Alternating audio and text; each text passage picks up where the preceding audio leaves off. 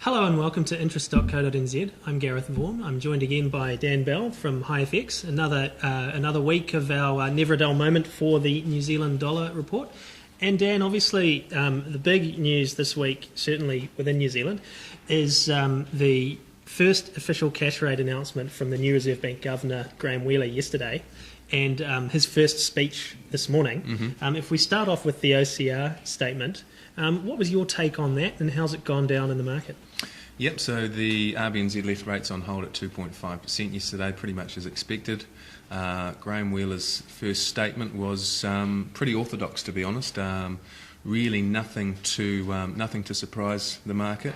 If anything, it was less downbeat and less dovish than the market was expected, which actually gave the New Zealand dollar a bit of a boost. So before the announcement, we were trading around sort of 81.50, and we traded over 82 cents yesterday afternoon. So a decent rally in the New Zealand dollar following that statement.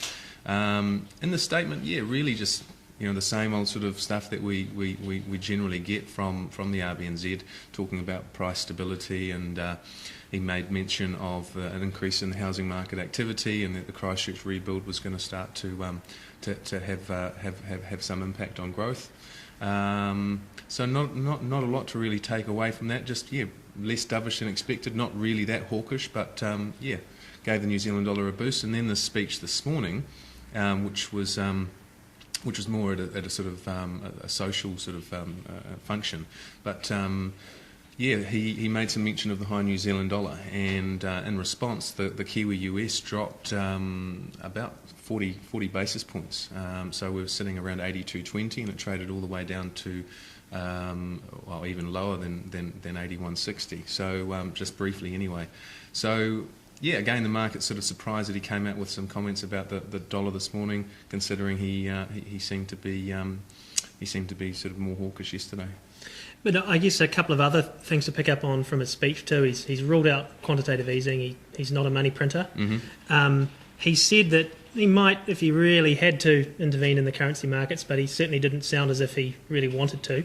But as you note, he did mention that the dollar was high, and he painted a picture of himself as a very sort of orthodox inflation-targeting Reserve Bank governor. Yeah, pretty much. I mean, again, I think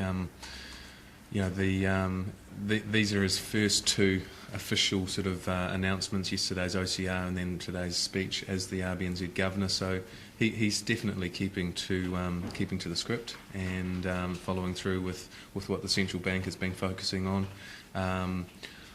It would be interesting to see how his sentimental comments might change if the New Zealand dollar did continue to rally, and particularly in light of where we're sitting at the moment, around 82 cents against the US dollar.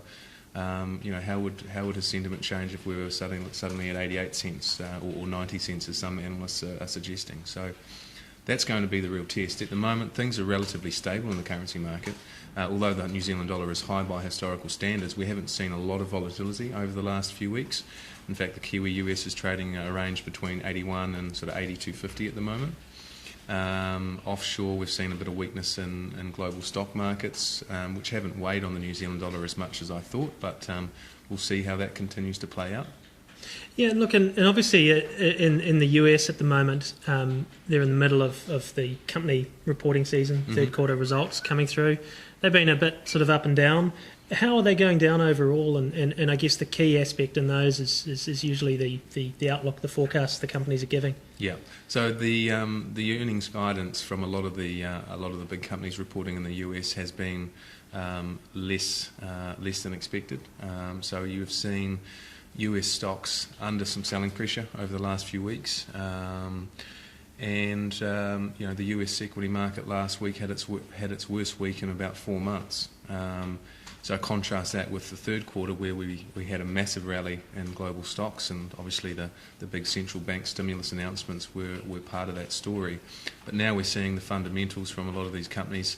Some of the earnings have been a little bit better than expected, but overall I think investors are a little bit more cautious.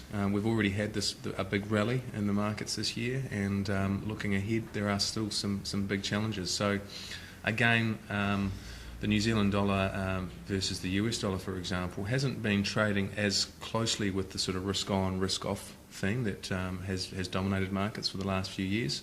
Although if we continue to see weakness in the US stock market and that flows through to sentiment, I think the New Zealand dollar will have more downside potential over the next couple of months. Well, we'll hold off discussing the likely implications of the US presidential election until next week. It's obviously a very tight race at the moment, and there's another non-farm payrolls report due out just before that election, so that'll obviously be of big interest next week too. But elsewhere, obviously, with our neighbours across the ditch, we're anticipating another interest rate cut from the Reserve Bank of Australia on Melbourne Cup Day. Yeah, indeed. How's that likely to go down? Yeah, so the Reserve Bank of Australia cut interest rates at their last meeting in October this month, and are expected to cut again on the 6th of November, although the odds of that have been somewhat reduced after inflation figures from Australia this week came in a little bit higher than expected. And also we've seen a little bit better news out of China recently as well, which tends to be favourable for the Australian economy. But I still think the RBA will cut rates. Their cash rate is at 3.25%, compared to ours at 2.5%, and compared to most other developed economies, which are much lower than that. So they've got plenty of room to ease. And I think in the last statement from the RBA, there was a clear easing bias, and certainly comments about the high Australian dollar and the need to rebalance the Australian economy away from this big focus on resources and commodities. So I still think they're going to cut interest rates. Some analysts are calling the cash rate in Australia down to as low as 2.5%, which would be in line with ours.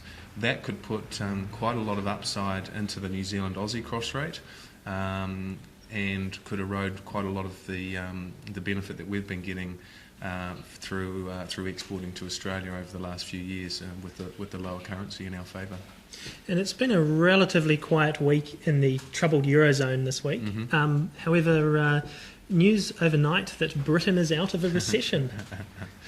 GDP numbers for the UK came in better than expected, around about sort of 1%, and that has some have taken that to suggest that the UK is starting to turn a corner. Others have said that it's been a bit of a statistical anomaly because of the way the holidays were captured in that period during the Queen's Jubilee, and also the Olympics were through that period as well. So naturally they had a bit of an uplift in London with the spending associated with the Olympics. So I wouldn't get too carried away with that, although the pound has strengthened against most of the majors overnight in response. The Kiwi sterling cross rate is sitting around 0.5080 at the moment, so off recent highs over 51.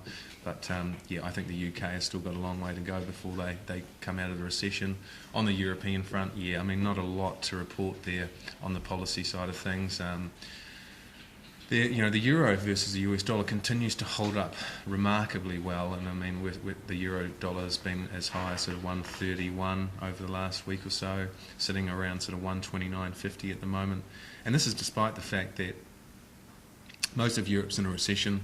Spain and Greece are basically in major depressions, and to be honest, there still doesn't seem to be much light at the end of the tunnel there. So I still think that there are still potential shocks associated with the European debt crisis that aren't really being factored in, and I think if we continue to see more volatility in global stocks, then that will have an impact on the New Zealand dollar, particularly against the US dollar, where we should see more downside. But again, it'll be interesting to see how the election plays out, and obviously if the US Central Bank decide to announce QE3 plus or something else of that nature.